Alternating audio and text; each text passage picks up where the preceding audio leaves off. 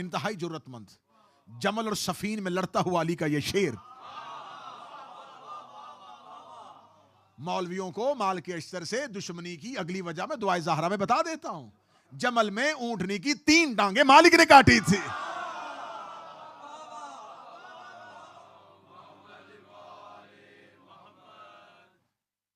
हम्दो तारीफ है उस पाक परवरदिगार के लिए जिसने हमारी जुबान और हमारी समाअतों को इस काबिल बनाया कि हम उनका तज़किरा कर और सुन सकें जिनके पहले ज़ाकिर का नाम परवरदिगार है। और मिंबर से इब्तदाई गुफ्तगू में हमेशा ये लफ्ज़ तस्वीर समझ के किया करता हूँ कि हम में से कोई बशर इस काबिल नहीं है कि वो हकीकत आले मोहम्मद पढ़ सके। ये मदरसे उनके हक़ाइक़ बयान करने के लिए नहीं बल्कि अपनी हकीकतें तब्दील करने के लिए होती हैं। इस मजलिस का मकसद उनके फ़ज़ाइल का बयान करना होता है, ना कि उनके हक़ाइक़ का बयान करना होता है। बाद रसूल रसूल अल्लाह के जाने के बाद इस्लाम में 2 तरह के नज़रियात ने जन्म लिया। एक नज़रिया खिलाफत है और एक नज़रिया इमामत है। नज़रिया खिलाफत के मानने वालों के बहुत से फ़िरके और नज़रिया इमामत के मानने वालों का एक फ़िरका, एक मज़हब, एक सोच और एक ही अकीदा है।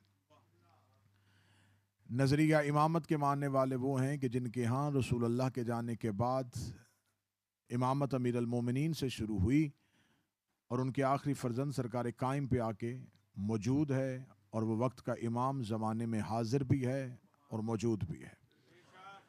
खिलाफत वालों के यहाँ रसूल अल्लाह के जाने के बाद बाकायदा तौर पर किसी का ऐलान नहीं हुआ और रसूल अल्लाह जाते हुए किसी को नामजद नहीं करके गए और जमहूर ने, इजमा ने, उम्मत ने अपनी मर्ज़ी से एक खलीफा बनाया जो मुसलमानों का एक ही वक्त में खलीफा भी था, बादशाह भी था, शहनशाह भी था, सुल्तान भी था और वही उनका इमाम भी था। सिलसिला खिलाफत और सिलसिला इमामत 1400 साल से मुसलमानों के सामने 2 नज़रियात हैं। लेकिन हमेशा मिंबर से मैं कोशिश किया करता हूँ कि हम अपने अकीदे की तर्जमानी करें और अपने अकीदे का दिफा करें। सिलसिला इमामत पर हमारे पास कुरानी नस मौजूद है, हमारे पास कुरानी दलाइल मौजूद है, क्योंकि शिया मज़हब लॉजिकल मज़हब है, पढ़ा लिखा मज़हब है, दलील वाला मज़हब है। हमारे यहाँ हमारे मज़हब की हर चीज़ कुरान से साबित है और हमारे यहाँ हमारे मज़हब की हर चीज़ कुरान से साबित होना इस बात की निशानी है कि हमारा मज़हब इसलिए कुरान से साबित है कि हमारा इमाम कुरान से साबित है। हम जिसकी पैरवी करते हैं हम अपने आइमा का जिक्र कुरान से साबित कर सकते हैं। बाज़ लोग कहते हैं कि आप लोग कहते हैं कि ये आयत हज़रत अली के लिए है, ये आयत हज़रत अली के लिए, ये आयत हज़रत अली के लिए, तो खुदा ने हज़रत अली का नाम क्यों नहीं लिखा? ये सवाल किसी खतीब जाकर या वाइज से नहीं, ये सवाल खुद मासूम से हुआ था कि मौला अल्लाह कुरान में आप आले मोहम्मद के इस्माई ग्रामी क्यों नहीं लेता, आपके नाम क्यों नहीं लेता? मासूम फरमाते अगर अल्लाह हमारे नाम ले लेता तो लोग हमारे नामों पे अपने नाम रख लेते और फिर बाद में कह देते कि इससे मुराद ये अली नहीं ये अली है, इससे मुराद ये हसन नहीं ये हसन है, इससे मुराद ये हुसैन नहीं ये हुसैन है। मासूम फरमाते अल्लाह हमारे इस्मा नहीं लेता, हमारी सिफात से जिक्र करता है और हमारी सिफत इतनी बुलंद होती है कि कोई उसका हम पल्ला हो ही नहीं सकता, कोई उस सिफत की बराबरी नहीं कर सकता, कोई उस वस्फ को छू ही नहीं सकता। तो फिर हर कोई मान जाता है, दुश्मन भी मान लेता है कि इससे मिसदाक सिवाय आले मोहम्मद के कोई और हो नहीं सकता। तो रसूलुल्लाह के जाने के बाद सिलसिले 2 हैं, खिलाफत का सिलसिला और एक इमामत का सिलसिला है। जिस वाक़या करबला को हमने दुनिया के सामने इन 10 दिनों में नशर किया, उस नशर में हम ज़माने को ये बताना चाहते थे कि कत्ल इमाम का हुआ है और किया एक खलीफा ने है। हमने दुनिया के सामने 10 मुहर्रम तक लोगों के सामने ये बात रखी कि आपको ये बात कबूल कर लेनी चाहिए और आपको ये बात मान लेनी चाहिए कि ये जो कत्ल हुआ है ये इमामत वालों में से 30 नंबर के इमाम का हुआ है और जिसने कत्ल किया है वो खिलाफत वालों में से 6 नंबर का खलीफा है। किसी एक शख्स के हाथों किसी शख्स का कत्ल नहीं, एक खलीफा के हाथों इमाम का कत्ल है। एक खिलाफत वालों के यहां कातिल मौजूद है और इमामत वालों के यहां मकतूल मौजूद है। जैसा कि आपको हम बयान करते हैं कि जब मौला अमीर अल मोमिनीन को घर से गिरफ्तार करके लिया जा रहा था तो मौला के गले में रस्सी थी। जब बाजार में गए तो सलमान मोहम्मदी खड़े थे, तो एक शख्स ने दौड़ते हुए आके सलमान से कहा, सलमान तुम तो कहते तुम्हारा अली बहुत बहादुर है, तो अली के गले में रस्सी है और अली सर झुका के क्यों जा रहा है? जनाब सलमान कहते हैं ये मेरे अली की इमामत पर मेरा ईमान और ज्यादा मजबूत हो गया। उसने कहा अली की इमामत और गले में रस्सी किस बात की दलील है? जनाब सलमान मोहम्मदी ने क्या तू कुरान नहीं पढ़ा हुआ? कहने लगा पढ़ा हुआ। फरमाया क्या तुझे हजरत इब्राहिम की दुआ याद है? जब हजरत इब्राहिम ने खुदा से वादा किया था, खुदा ने कहा था इन्नी जाइलुका लिन्नास इमामा, मैं तुम्हें इंसानों का इमाम बना रहा हूं। तो हजरत इब्राहिम ने कहा मिन ज़ुर्रियती, मेरी औलाद को भी बनाएगा। तो खुदा ने कहा था ये ओहदा जालिमों को नहीं मिलेगा, ये मेरा वादा जालिमों से नहीं है। जनाब सलमान ने कहा तू मुझे बता जिसके गले में रस्सी है वो जालिम है या मजलूम है? और गले में रस्सी डालने वाला जालिम है या मजलूम है? उसने कहा डालने वाला जालिम है और पहनने वाला मजलूम है। तो जनाब सलमान मोहम्मदी ने कहा कुर्बान ना हो जाऊं मैं अली की फसाहत पे कि रस्सी भी कबूल कर ली और इमामत को भी अपने हाथों से नहीं जाने दी। तो कुरान ऐसी नस दे देता है कि उस जैसा कोई हो ही नहीं सकता। आज गुफ्तगू इंतहाई एक अहम नुक्ते की तरफ मबजूल करवाना है। खुदावंद मुताल ने दो तरह के नजरिया जो इस वक्त उम्मत के सामने है, एक नजरिया खिलाफत है और एक नजरिया इमामत है। इमामत वालों के यहां दलाइल कुरान से मौजूद हैं और खिलाफत वालों के यहां दलाइल तारीख से मौजूद है। तारीखी तौर पर उनका खलीफा है, इससे नजरों को फेरा नहीं जा सकता। और मैंने ये बात हमेशा मिंबर पे कही है, एक बात होती है सच और एक होती है हक। सच और होता है, हक और होता है। और यह नहीं होता कि हर सच हक हो, लेकिन यह यकीन होता है कि हर हक सच जरूर होता है। मैं फिर लफ्ज कहने लगा, हर सच हक नहीं होता, लेकिन हर हक सच होता है। ट्रुथ और होता है, रियलिटी और होती है। सच कई दफा हक के सामने आके खड़ा हो जाता है, बिल्कुल मुतजाद खड़ा हो जाता है सच हक के सामने। आप परेशान हो गए, मैं दलील देता हूं। अगर आप अभी मुंह आसमान की तरफ करके रात के तक देखेंगे तो आपको तारे जो हैं वो छोटे नजर आएंगे और चांद बड़ा नजर आएगा, और आप फौरी तौर पे कहेंगे तारे छोटे हैं चांद बड़ा है। ये सच है, हक नहीं है। ये सच है, हक नहीं है। अब कोई ये झुटला ही नहीं सकता, इस सच को झुटलाया ही नहीं जा सकता। जमीन पे खड़ा होकर कोई कहे कि मैं सच बोल रहा हूं तो मानना पड़ेगा कि सितारे छोटे हैं, लेकिन हकीकत ये नहीं है। हकीकत ये है कि तारे जमीन से दूर हैं और छोटे नजर आ रहे हैं, चांद जमीन के करीब है और बड़ा नजर आ रहा है। कुर्बतों के फासले और हुजम के फैसले दूरियों से नहीं होते, कुर्बतों से होते हैं। कोई बहुत दूर होता है, लेकिन इसका मतलब यह नहीं होता कि वो छोटा है, और कोई बहुत करीब हो तो इसका मतलब यह नहीं होता वो बड़ा है।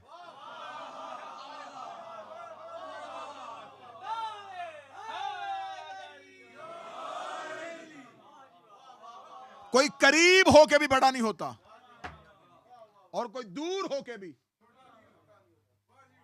छोटा नहीं होता। ये अहबाब जो मेरे सामने बैठे हैं, ये फासले के एतबार से मेरे करीब हैं, रिश्ते के एतबार से नहीं। और जो पाकिस्तान में मेरा भाई है वो फासले में करीब नहीं, रिश्ते में करीब है। कुर्बतें तय्युन फासले से नहीं होता, निस्बतों से होता है। कई दफा कोई करीब हो तो यह नहीं समझना कि बहुत करीब है, कोई दूर हो तो यह नहीं समझना कि वो बहुत दूर है। बंदे मदीना में रसूल के करीब थे, लेकिन नबी ने नहीं कहा, लेकिन अवैसे करनी दूर था।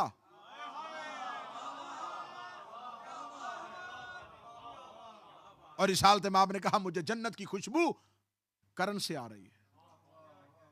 दूर होके मुस्तफा के करीब था, कोई करीब होके मुस्तफा से दूर था। कोई करीब दफन हो जाए तो इसका मतलब यह नहीं वो करीब होता है।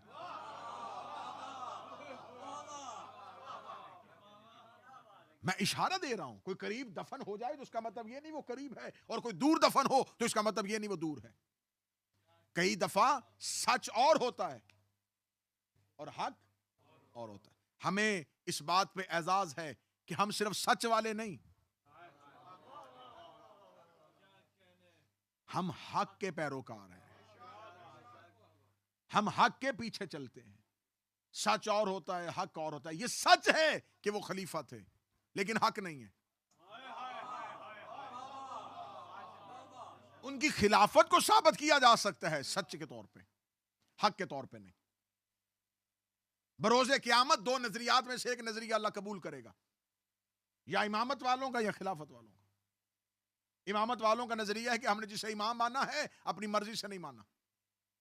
हम सबका यही अकीदा है ना कि हमने हजरत अली को अपनी मर्जी से इमाम नहीं बनाया। रसूल अल्लाह ने खुमे गदीर पे ऐलान किया था, हमने रसूल की अताअत में अली को इमाम मान लिया।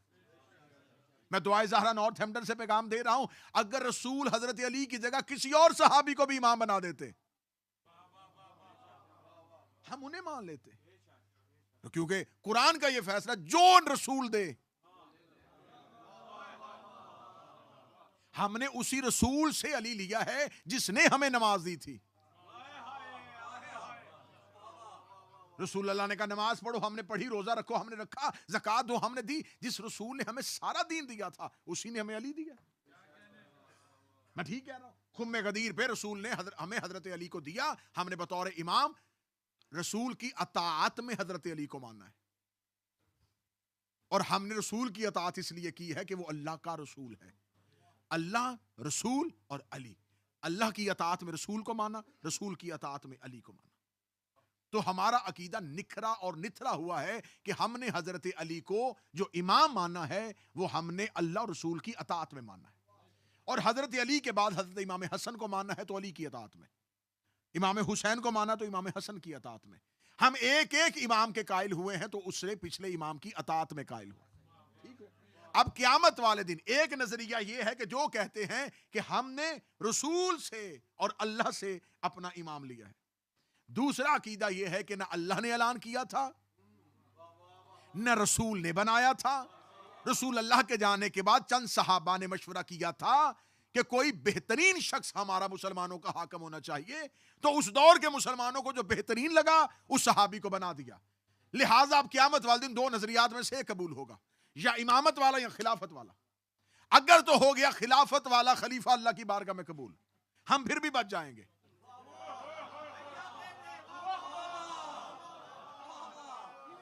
हम फिर भी बड़े महफूज हैं, हम फिर भी सेफ साइड पे हैं।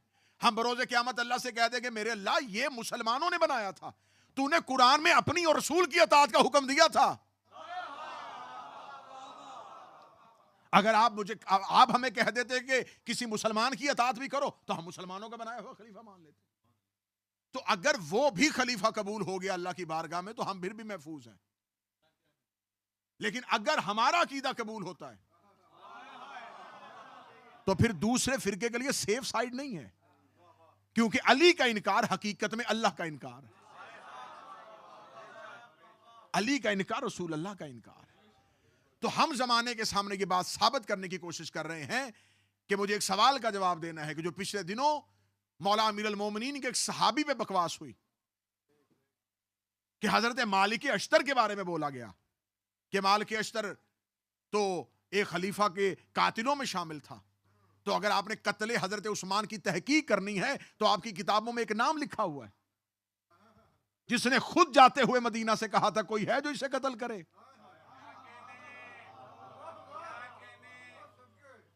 मैं मिंबर से दुआए ज़हरा नॉर्थहैम्पटन में कह रहा हूं कि खलीफा हम हजरत उस्मान को, आप उनकी इज्जत करते हैं, आप उन्हें खलीफा मानते हैं, आप हजरत उस्मान के कत्ल की तहकीक करवाएं, हम उस इंक्वायरी में आपके साथ हैं।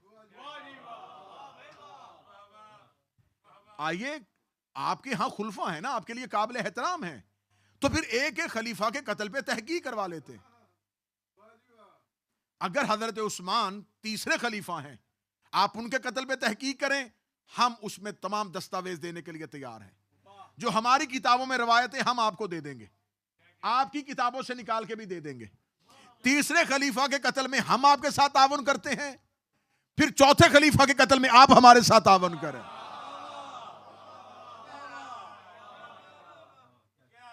भाई भाईचारा तो ऐसे होगा ना कि आप अपने खलीफा के कत्ल पे तहकीक शुरू करें, आज ही आगाज करें। हम आपको मैटर देते हैं, हम आपको बताते हैं कि किसने कहा था कि कत्ल किया जाए। वो दो अफराद कौन से थे? जो कत्ले उस्मान की तैयारी करवाने के बाद मदीना से निकले थे। तल्हा और जुबैर का किरदार कत्ले उस्मान में क्या था?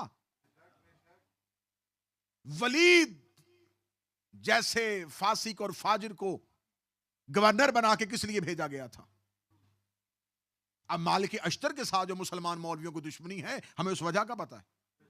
मैं वो वजह बताने लगा हूं एक इशारे के साथ, और नौजवान इस इशारे को समझना। जब हजरत इमाम हुसैन का सर शाम पहुंचा है तो यजीद मलऊन ने एक शेर पढ़ा था, वो शेर आज भी किताबों में। उसने कहा, काश आज मेरे बदर के मकतूलीन जिंदा होते तो कितने खुश होते कि मैंने अपने बदर के मकतूलीन का बदला ले लिया। यजीद ने यह शेर कह के बता दिया है, जिसका किसी ने कत्ल किया होता है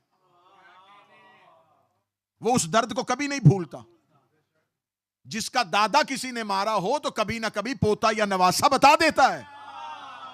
अब मुझे नहीं पता माल के अश्तर की तलवार के नीचे से किस किस का दादा गया था,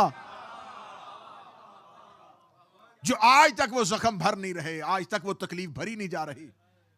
मालिक बिन हारिस नखाई कबीले से ताल्लुक रखने वाला अली का वो शेर कमांडर था, जिसके बारे में खुद अमीर अल मोमिनीन फरमाते, कितना बेहतरीन जुमला है मालिक के बारे में। फरमा, मालिका मा मालिक, ये कुरानी लहजा है। लैलतुल कद्र व मा अदरा का लैलतुल कद्र। अली फरमाते, मालिक तुम क्या जानो मालिक कौन है। ये अमीर अल मोमिनीन के जुमले हैं मालिक अश्तर के बारे में। अली फरमाते, मालिक तुम क्या जानो कि मालिक कौन है। अली फरमाते, अगर ये पत्थर होता, पहाड़ होता तो कोहे गुरा होता, इतना बुलंद होता कि कोई इसकी बुलंदी को छू ना सकता। अगर ये पत्थर होता, संग होता तो इतना कीमती होता कि कोई इसकी कीमत ही ना दे सकता। अगर ये परिंदा होता तो इतनी ऊंची परवाज में होता कि कोई तायर इस तक पहुंच ही ना सकता। ये कहने के बाद अगले जुमले पे अली ने पूरी माल के अश्तर की जिंदगी बंद कर दी। फरमाया, मालिक को मुझसे वही निस्बत है जो मुझे रसूल के साथ थी।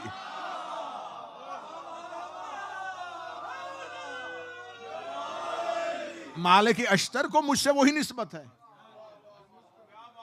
जो मुझे रसूल अल्लाह के साथ।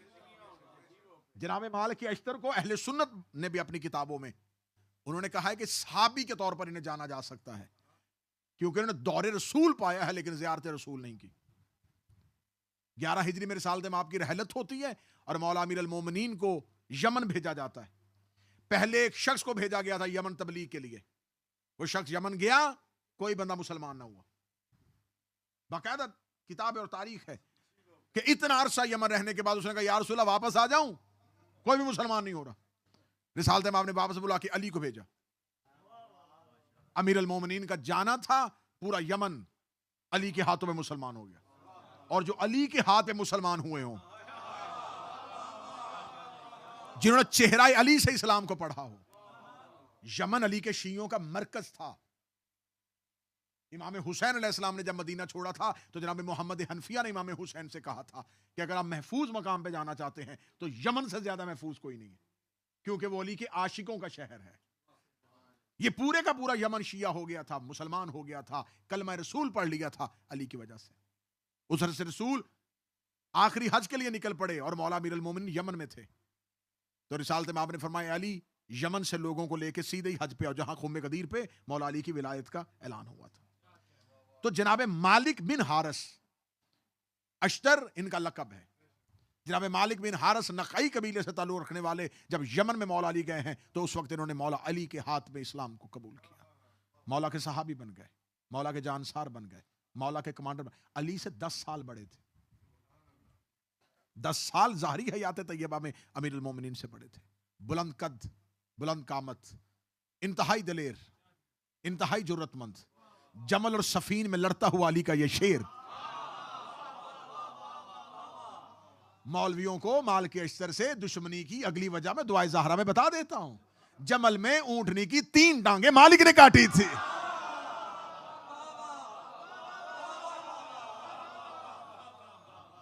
जो आज तक दर्द नहीं भर रहा, वो तकलीफ की वजह यह है कि मालिक अश्तर जमल में अली के साथ खड़ा। यही मालिक था जब सफीन के मैदान में 1.5 साल तक वो लड़ाई चलती रही है सफीन की। मालिक अश्तर का किरदार इतना नुमाया किरदार है कि अमीर अल मोमिनीन अली इब्न अबी तालिब ने मालिक अश्तर के बारे में कितना बेहतरीन जुमला है। कि अली फरमाते हैं कि मालिक को मुझसे वही निस्बत है जो मुझे रसूल से थी। इस एक जुमले पे पूरी मजलिस पढ़ना चाहो तो इसमें पढ़ी जा सकती है कि रसूल को अली से क्या क्या निस्बत थी। रसूल अली पे कितना भरोसा करते थे, कितना एतमाद करते थे, उतना ही एतमाद अली मालिक अश्तर पे करते थे।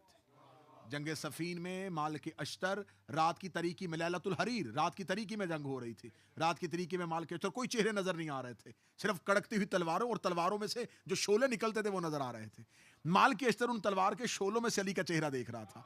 जो ही अमीर अल मोमिनीन एक सर उतारते तो साथ ही मालिक उतार देता, अली उतारते साथ मालिक उतार देता, अली उतारते साथ मालिक उतारता। और लड़ते लड़ते अली के घोड़े का मुंह मालिक अश्तर के घोड़े के साथ मिल गया। अली ने फरमाया, ऐ मालिक कितने मार किया है? मालिक अश्तर देखते कड़कती हुई तलवारों में, शोलों में, मैं आपका चेहरा देख रहा, जितने आपने मारे हैं उतने ही मैंने मारे हैं। इतना कहना था अली देखते मालिक मुझसे मुकाबला कर रहा है। मैं तो तलवार चलाने से पहले उसकी पेशानी देखता था, अगर शजरे में एक भी मोमन होता मैं तलवार नहीं चलाता।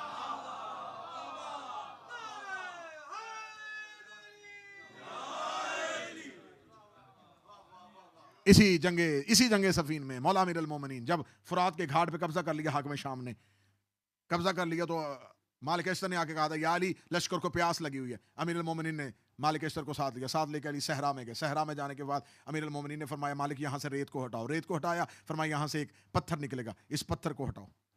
मालिक अश्तर ने अपने हाथों से पत्थर को हटाया। पत्थर को हटाना था 400 गज गहरी जमीन, पानी का चश्मा फूटा। पानी के चश्मे का फूटना था, फरमाया ताब ताब, पानी के चश्मे का फूटना था। अली ने फरमाया, सारे लश्कर को बुला, सारे लश्कर को यहां से पानी पियो। मालिक अश्तर कहता, हमने इतना सफेद और इतना मीठा पानी जिंदगी कभी ना पिया था। मालिक अश्तर कहते, पानी पीने के बाद ने फरमाया, इस कुएं को बंद करो, इस चश्मे को बंद करो। हमने चश्मे को बंद किया। चश्मे को बंद करने के बाद हमने पूछा, या अली क्या चश्मे से दोबारा पानी पिया जा सकता है? अली फरमाया, क़यामत तक के लिए अभी चश्मे से कोई पानी नहीं पिएगा। हाँ, एक दफा ये चश्मा दोबारा खोला जाएगा, जब मेरा आखिरी बेटा आएगा वो इस चश्मे को दोबारा खोलेगा। ये कहने के बाद अली गुजरे उस सामने बुरासा एक मकाम था, वहां पर एक देर था, एक राहिब सामने बैठा हुआ मंजर देख रहा था। वो जल्दी से नीचे उतरा, उसके हाथों में अंजील थी, उसने अंजील वहीं की वहीं पत्थर पे रखी, मालिक अश्तर के घोड़े की लजाम में हाथ डाला। उसने कहा, वो जो पीछे आ रहा है वो कौन है? मालिक अश्तर ने कहा, क्या जानना चाहता? उसने कहा, वो नबी है। फरमा, कोई नबी तो नहीं। कहने का कोई पैगंबर है? कहने लगा, पैगंबर नहीं, तो खुद बात कर। मालिक ने हाथ पकड़ा, उस राहिब को लेके अली के सामने जाके खड़ा किया। या अली, ये आपका पूछना चाहता है। अमीरुल मोमिनीन फरमा, क्या पूछना चाहता हूं? कहने लगा, आपका नाम अवी है? फरमा, जबूर में। आपका नाम एलिया है? फरमाया, अंजील में। आपको महमूद कहते हैं? फरमाया, चौथे आसमान पर। बैतुल हम्द आपका नाम है? फरमाया, आसमानी किताबों में। उसने देखे कहा, आपका नाम अली है? अमीरुल मोमिनीन ने फरमाया, कैसे पहचाना? उसने कहा, आसमानी किताबों में पढ़ा है, यहां पर एक चश्मा है जिसका पानी हर एक पैगंबर ने पिया है, लेकिन चश्मे को बंद कर दिया है, एक ही शख्स खोलेगा जो आखिरी नबी का वसी होगा। अमीरुल मोमिनीन ने अपना हाथ बढ़ाया, उस राहिब ने अली के हाथ पे कलमा पढ़ा। कलमा पढ़ने के बाद अमीरुल मोमिनीन वहां से चले। रात की तरीकी जंगे सफीन, अमीरुल मोमिनीन का वहां से निकलना था। मस्जिद बरासा के करीब से अली गुजरे। अली ने फरमाया, अब यहां पर मेरा लश्कर पड़ाव नहीं करेगा, क्योंकि इससे आगे वो मकाम आ रहा है जहां पर एक दौर में एक नबी की उम्मत पर अजाब आया था।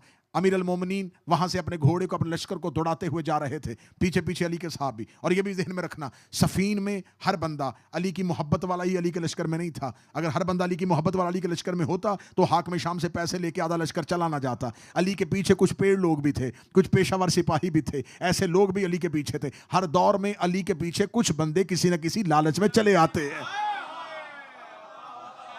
हर दौर में अली को मुखलिस शिया नहीं मिले, हर दौर में अली को खालिस शिया नहीं मिले, हर दौर में अली के पास मुखलिस शियों की कमी रही है। कोई ना कोई किसी न किसी लालच में अली को अपना इमाम मान ही लेता है।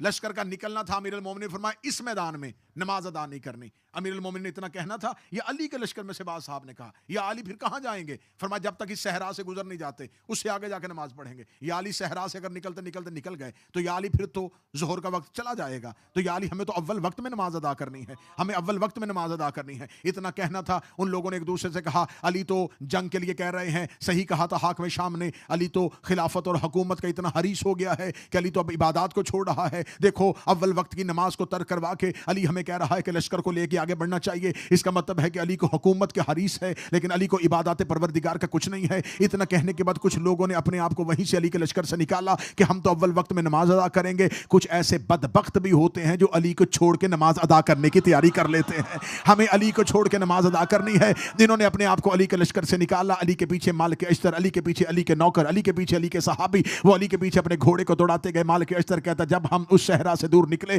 तो मालिक अश्तर कहता मैं बार बार सूरज की तरफ देख रहा था, मुझे डूबता हुआ सूरज नजर आ रहा था। मेरे ज़हन में ख्याल आया कि अली ने कहा था कि अव्वल वक्त में नमाज अदा करेंगे, लेकिन सूरज तो डूब रहा है, सूरज डूब रहा है, अभी तो मगरिब की अजान हो जाएगी। हमारा मतलब है हमारी जोहर भी गई, हमारी असर भी गई। अली ने हमें कहा था कि हम इससे आगे जाके नमाज अदा कर लेंगे। डूबते हुए सूरज को मालिक कहता मैं देख रहा था। या थोड़ी दूर जाके अमीर अल मोमिनीन ने सूरज बिल्कुल टीलों के पीछे, डूबती हुई सूरज की सुर्खी आसमान पे चमकनी शुरू हो गई। अमीर अल मोमिनीन ने अपने घोड़े को रोका, घोड़े को रोक के अली ने अपने लश्कर से बोला मालिक इन लश्कर वालों से कही यहीं पर खड़े होकर अजान दो, हम यहीं पे नमाज पढ़ेंगे। इतना कहता था मालिक कहता मैंने कांपते हुए बदन से अली के सामने जाके अपने हाथों को जोड़ा। जोड़ने के बाद मैंने कहा या अमीर अल मोमिनीन या यसूबुद्दीन या कायदे खुल मुअज्जलीन, एक दफा जरा निगाहें उठा के देखें सूरज डूब रहा है। इतना कहना था, अली ने सूरज की तरफ देखा, अली की आंख सूरज की तरफ गई या सूरज ने पलट के उसी मकाम पे आना शुरू किया जहां से अली ने छोड़ा था। हमने अल्लाहु अकबर कहा। अली कहते मालिक के सर पे अली ने अपना हाथ रख के कहा मालिक याद रखना इसने मुझसे अल्लाह सीखा है, मैंने इससे नहीं।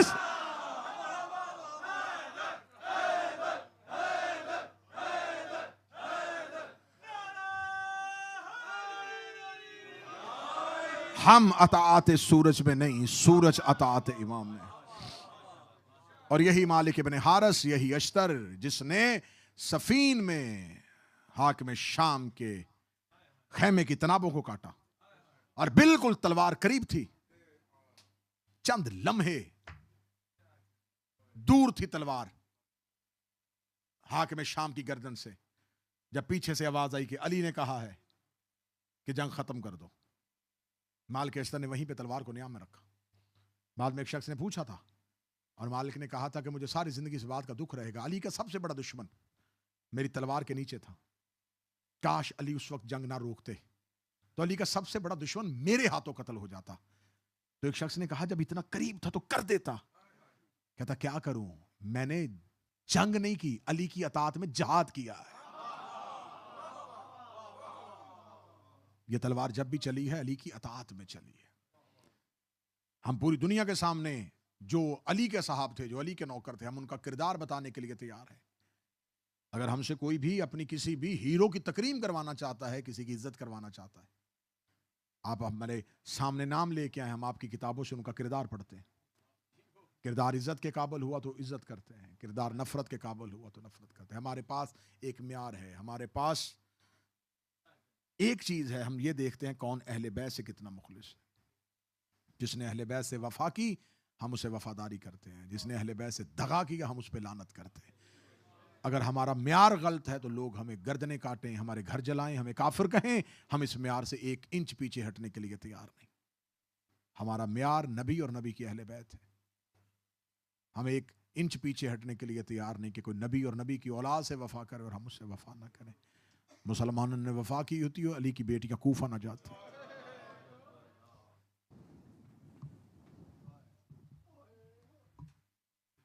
सैयदा आलमियान, मखदूमा आलमियान, अयाम अज़ा में आपका रोना, आपका पुरसा शहजादी अपनी बारगाह में कबूल फरमाए। जब वापस आ गई रसूल ज़ादियाँ तो मदीने के कुछ ख़वातीन फ़ातिह शाम अकीला बनी हाशम से मिलने के लिए आई। उन्होंने बीबी ज़ैनब से पूछा अली की बेटी सबसे ज्यादा मुसीबत कहाँ आई? बीबी ने फरमाया शाम में। बीबी सबसे ज्यादा मुसीबत? फरमाया शाम। मदीना की औरतों ने कहा बीबी सबसे ज्यादा तकलीफ कहाँ हुई? फरमाया कूफा में। बीबी मुसीबत शाम में आई, तकलीफ कूफा में क्यों हुई? ये सतरहाय कहने के लिए है। बीबी रो के फरमाती है शाम वाली औरतों को नहीं पता था कि ज़ैनब कौन है। जो नहीं रो सका उसके लिए जुमला आसान करने लगा हूं। बीबी कहती शाम की औरतों ने मुझे बागी की बहन समझ के मारा, कूफा की औरतों ने मुझे अली की बेटी समझ के मारा। आलिया फरमाती है मैंने कूफा में उन औरतों के हाथों पे भी पत्थर देखे हैं जो मुझसे कुरान पढ़ने के लिए आती रही। कूफा की खवातीन छतों पे बैठ के कह रही थी वो जिसको चलना नहीं आता ये अली की बड़ी बेटी है। पहली मंजिल अहले बैत की है कूफा। जिस लम्हे में हम इस वक्त मजलिस कर रहे हैं अली की बेटियां कूफा में हैं। बाजार कूफा में सरों का लाया गया। पहला सर बाजार कूफा में आया तो नेज़े की नोक पे हुसैन का सर था।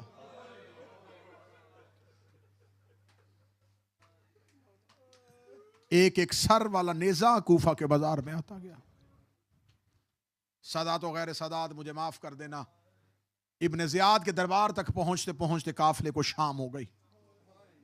कूफा में भीड़ इतनी थी, रश इतना ज्यादा था कि दारुल अमारा तक जाते जाते शाम हो गई।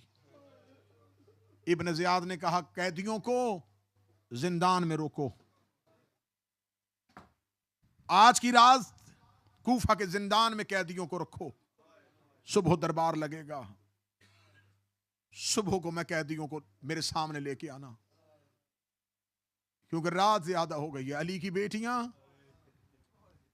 शाम गरीबा के बाद पहली कैद कूफा का जिंदान। दुआ किया करो किसी मस्तूर को कभी जेल में न जाना पड़े, कभी किसी खातून को कैद न हो जाए। अली की बेटी कूफा के जिंदान में गई। कूफा के जिंदान में जाना था, जो सरों नेज़ों पे थे इन मलौनों ने वो सर उतारे। सर उतारने के बाद जिसने जिसे मारा था उसने अपने अपने सर को संभाला कि सुबह इब्न ज़ियाद का दरबार लगेगा, हम इब्न ज़ियाद के सामने आके बताएंगे कि हमने इसे मारा है। अकबर का कातिल अकबर का सर लेके चला गया, असगर का कातिल असगर का सर लेके चला गया, हर एक कातिल अपने अपने मकतूल को लेके चला गया। मुझे जुमला माफ कर देना, रवायत सख्त है लेकिन मुझे माफ कर देना, हुसैन इब्ने अली का सर खौली के हाथ में आ गया। इस मलौन ने सरे हुसैन को एक ऐसी नामुनासिब जगह पे रखा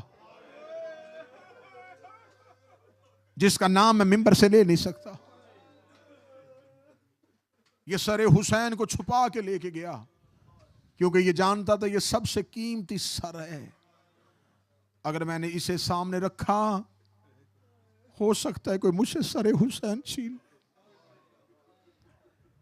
ये अपने घर गया, इसको डर था कि मेरी ज़ौजा किसी को ना बता दे।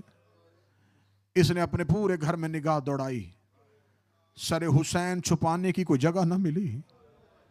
जो सैयद बैठे, मुझे माफ कर देना, इसकी नजर अपने सेहन के तनूर पे पड़ी। इसने सरे हुसैन को अपने घर के तनूर में रखा, खुद ये जाके बिस्तर पे लेट गया। यहां आधी रात को किसी मस्तूर की चीख की आवाज आई। ये मलौन अपने बिस्तर से तड़प के उठा तो इसने देखा तनूर के ऊपर एक मस्तूर है जो रो रही है। ये जल्दी से गया, इसने राख में से सरे हुसैन को निकाला। आवाज देखने लगा, बीबी तू कौन है? रो के कहती है, सर मुझे दे दे, मैंने चकियां पीस के पाला। गरीब ज़हरा का सर। सादात और गैर सादात कूफे का वो मंजर कि जब बाजार में अली की बेटी आई तो बीबी बाजार कूफा में एक ऐसे गली में दाखिला हुआ है काफले का। अली की बेटी की आवाज आई, सजाद जी अम्मा इनसे कह दे हमें किसी और बाजार से गुजारे, इस बाजार से हमें ना गुजारे। अम्मा क्यों? बीबी देखी कहती, सजाद मैं इस बाजार से नहीं गुजर सकती। अम्मा मजबूरी की। अली की बेटी की रो के आवाज आई, इस बाजार में हबीब का घर है। जो नहीं रो सका बीबी रो के कहती, इस बाजार में हबीब का घर है और मेरे सर पे चादर नहीं है, और हबीब का बेटा अपने मकान की छत पे खड़ा है। अली की बेटी का ऊंट हबीब के मकान की छत के करीब आया। हबीब के बेटे ने कैदी औरत को देखा, ये कदम हटाने शुरू हुआ। बीबी की आवाज आई, या बुनैया अलैया अलैया, बेटा मेरे करीब आ। बच्चा चंद कदम पीछे हटा। बीबी देखा दी मैं बुला रही हूं, मेरे करीब क्यों नहीं आ रहा। ये देखा था, बीबी मुझे माफ कर देना, मैंने पहली बार कोई औरत कैदी देखी है। मैंने आज तक कूफा में मर्दों के हाथ बंधे हुए देखे, मैंने पहली बार किसी खातून के हाथ बंधे देखे हैं। बीबी मुझे बता तू किस जुर्म में कैद हुई है। बीबी रो कहती मेरा जुर्म बाद में पूछना, पहले बता तू कैदियों का तमाशा देख रहा है। रो कहता मेरी क्या जरूरत में कैदियों का तमाशा देखो, मेरा बाबा मुल्क इराक गया हुआ है। मैं तो हर सुबह अपनी छत पे खड़ा होके इराक की तरफ मुंह करके अपने बाबे का रास्ता देखता हूं। बीबी देख रही इराक में तेरा कौन रहता है। रो कहता वहां मेरे मौला हुसैन आए हुए हैं। हमारे मौला ने बाबा को खत लिखा था, मेरे बाबा मौला हुसैन से मिलने के लिए गए हैं। बीबी देख के कहती अपनी मां से कह छत पे आ, तुझे कोई कैदन बुला रही है। हबीब का बेटा देख कहता ना बीबी, मेरी मां ज़ैनब की कनीज है, वो छत पे नहीं आ सकती। इतना कहना था, सरे हबीब ने परवाज किया, मकान की छत पे आया। आवाज आई मां को कहे आग लगा बुरके को, दरवाजे पे अली की बेटियां, दरवाजे पे रसूल की बेटियां आ गई। बस एक मंजिल पड़ी और एक मंजिल जो फजाइल की थी वही मुसाहिब की। सैयदुल साजिदीन अगले बाजार में दाखिल हुए। दुआ किया करो किसी को उजड़ के वहां ना जाना पड़े जहां किसी ने उसे आबाद देखा हो। सैयदुल साजिदीन बाजार कूफा में दाखिल हुए। यहां एक औरत अपने मकान की छत पे थी। उसने नीचे कैदियों को देखा, अपनी कनीज से कहती मेरा दिल फट रहा है। बकवास की है जिसने भी की है कि कोई बागी थे, ये बागी नहीं है, ये किसी शरीफ का घर उजड़ गया है। जल्दी कर बाजार में जा, वो जो सामने सफेद बालों वाला ज़ईफ है ना, इससे जाके पूछ तू कौन है और ये सर तेरे क्या लगते हैं। कनीज नीचे बाजार में आई, भीड़ से रास्ता लेती हुई मौला सजाद के करीब आई। कैदी कैदी, वो छत पे मेरी मालकन बैठी है, वो पूछ रही है तू कौन है और ये सर तेरे क्या लगते हैं। मौला सजाद ने झुकी हुई नजरों से कहा, अपनी मालकन से कहा मेरा पूछना है, नीचे बाजार में आ। इतना कहना था, कनीज दे के कहती नहीं कैदी वो बाजार में नहीं आएगी, वो बाजार में नहीं आ सकती, बाजार की भीड़ बड़ी ज्यादा है, बाजार का माहौल इस काबिल नहीं है। ये अपने सेहन के अंदर गई। मस्तूर की आवाज है, क्या कहा उस कैदी ने। कहती वो कैदी कह रहा जब तक आएगी नहीं मैं बताऊंगा नहीं। ये रो कहती मेरा दिल फट जाएगा, मुझे पूछने दे ये कौन है। ये बाजार में से लोगों से रास्ता लेती लेती सैयदुल साजिदीन के करीब गई। करीब जाके सजाद की रस्सियां ला कहती बुलाया तूने है, आ मैं गई हूं, बाजार का माहौल ज्यादा खड़े होने के लायक नहीं है, मुझे जल्दी बता दे तू कौन है और ये सर तेरे क्या लगते हैं। सजाद ने अपने जख्मी सर से बालों को हटाया।